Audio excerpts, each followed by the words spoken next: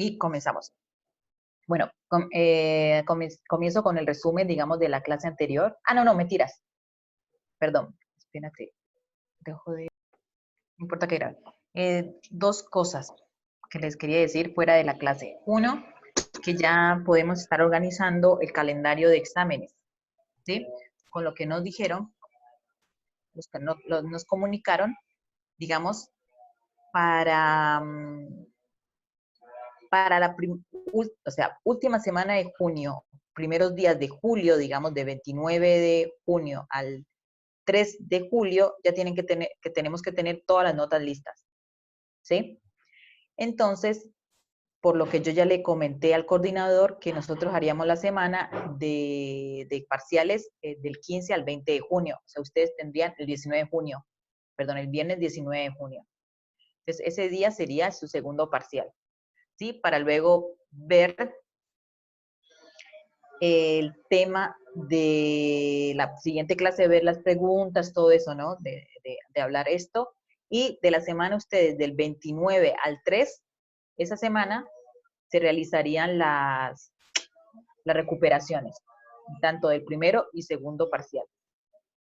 ¿Sí? Por eso necesitaría tener todo listo para ustedes semana, hacer el coso de recuperar y ya enviar las notas para ver quién se puede matricular para los inscripción, no me acuerdo cómo era, para los finales, ¿sí? Para los exámenes finales.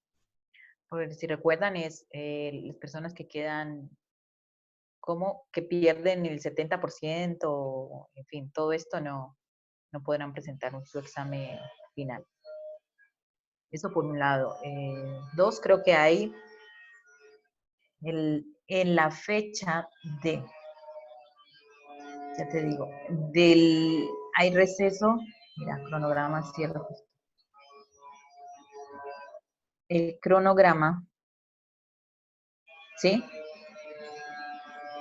De inscripción a exámenes y mesa de exámenes, bueno, eso es de agosto, ya casi desde el 7 de julio hasta el 7 de agosto son los exámenes finales, y el receso invernal del 13 al 24 de julio.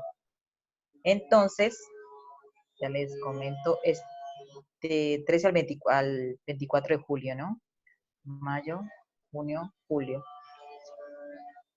Estas 2 semanas, digamos, no tendríamos clases. Tendríamos clases hasta el 10 de julio. ¿Sí? O sea, acá se hacen las recuperaciones, nosotros vamos teniendo clases igual, el 3 y el 10. Mientras las personas que recuperan, vemos a ver que no se nos cruce con los horarios de recuperación, tal vez de 9 a 4 por ahí, y nosotros comenzaríamos a las 4 a ver clase. ¿Sí? No sé, ¿tienen alguna consulta sobre ese calendario o no? Luego, si quieren, yo lo escribo, hago como una tabla y les coloco ahí bien las fechas y lo subo a la plataforma para que ustedes vean bien los horarios. ¿Sí? Bueno, eso por un lado. Dos, para las personas que estaban interesadas en ver su examen, ya lo pueden ver desde la plataforma. Intenté, no pude, le pregunté a Fabián y ya me dijo cómo era, así que ya pueden acceder al examen. ¿Sí? Ya pueden ir a ver su examen, dónde fue, digamos, la equivocación y esto. Igual ya lo hablamos nosotros en clase más o menos. Entonces, eso era lo que les quería comentar con respecto a lo que no son clases. ¿Sí? ¿Escuchan, cierto? ¿Aló? Sí, profe, perfecto. Sí, profe. Listo. No, perdón, porque es que como... Bueno, ahora sí comenzamos. Primero con un resumen de lo que vimos la semana pasada. Entonces, veíamos lo que era la mecánica de fluidos, que es esa parte, digamos, del estudio de la física, que estudian digamos, las características de los fluidos. ¿Y qué son los fluidos? Decíamos que eran aquellos donde la atracción de sus moléculas son débiles, ¿cierto? Y si recordamos la primera clase, o segunda clase, ya no me acuerdo, no, segunda clase, era cuando veíamos sobre los estados de la materia, o sea, el líquido y los gases son los que tienen interacción entre sus moléculas débiles, por eso tienen ese cierto grado de libertad Y por eso eso de la fluidez, o sea, movimiento, que ellos se pueden mover, mientras que los sólidos se mantienen, digamos, en una sola posición y no pueden mover su forma, no se es maleable, por decir así, sin, digamos, sin un contacto o sin una fuerza externa. Estamos hablando ahí, ¿no? Porque podemos decir, ah, pero si es sólido y como que es maleable y que se puede mover, pero un vidrio si lo calentamos ahí sí, bueno, ahí estamos aplicando otra cosa externa, ¿cierto? Para hacer que sea maleable o que se pueda mover, se pueda cambiar el... Pero bueno, los gases y líquidos no es necesario, solamente el líquido, por ejemplo, es solamente en su, depende de la forma del contenedor.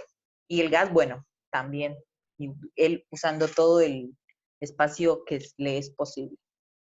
Bueno, dentro de esta mecánica de fluidos está la hidrostática, que es aquella, digamos, donde se tiene en cuenta los fluidos que están contenidos en algún lugar o que no están en movimiento, que están quietos, ¿sí?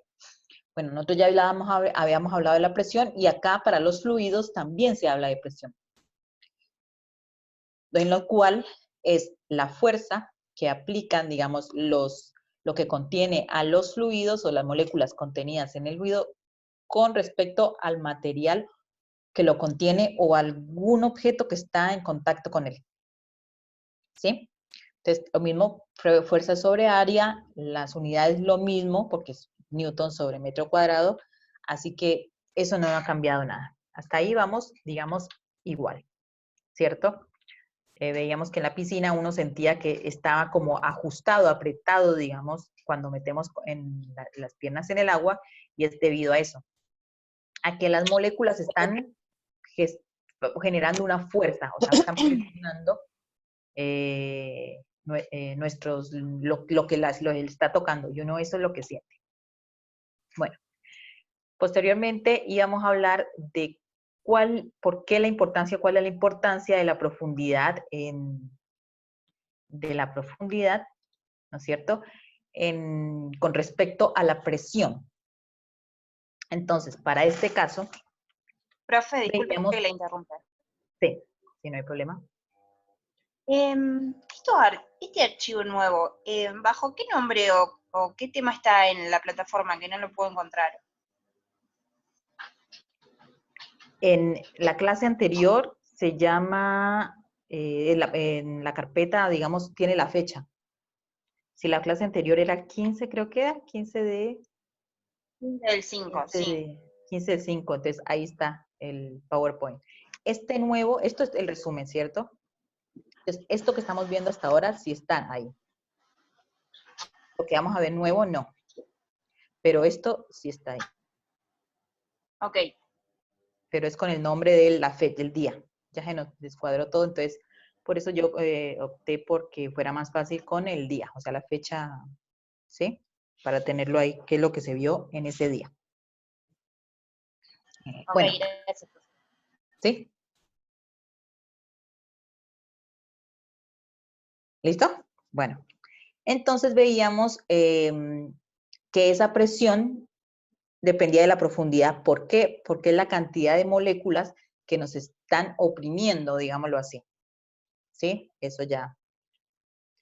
Comenzábamos lo mismo que ya conocemos de las clases anteriores, que aquí estamos otra, el peso, ¿no es cierto? Que es una medida de fuerza, que es la acción de la gravedad que hace con esas moléculas de agua. Entonces, eso es lo que sentimos encima de nosotros, esa fuerza, o sea, ese peso encima de, el peso del agua, de las moléculas de agua. Ahí está. ¿Cierto? Entonces, para hacerlo más fácil, porque si vemos que el peso tiene que ver con la masa, sería la cantidad de moléculas de agua sobre la persona, sobre el objeto, no la podemos medir. Entonces, comenzamos a hacer unos despejes. Entonces, la presión igual a masa por gravedad sobre área, quedando esta, ¿no es cierto? Aquí se ve más claro en este dibujito que no podríamos ir y voy a agarrar este trozo de agua que está encima de mí y voy a una balanza para ver cuánto es la masa. Como no se puede hacer, entonces utilizaban otra nueva magnitud, que era la densidad, ¿sí? Que es igual a la masa sobre el volumen. Y de aquí despejamos la masa. La densidad ya tiene valores, los líquidos, generalmente la mayoría, si no es que todos, tienen valor de densidad ya medido. Entonces, está en tablas y ya con eso podemos tener más o menos el valor. Bueno, no, tenemos más o menos, no, tenemos el valor, podemos calcular el valor de la masa.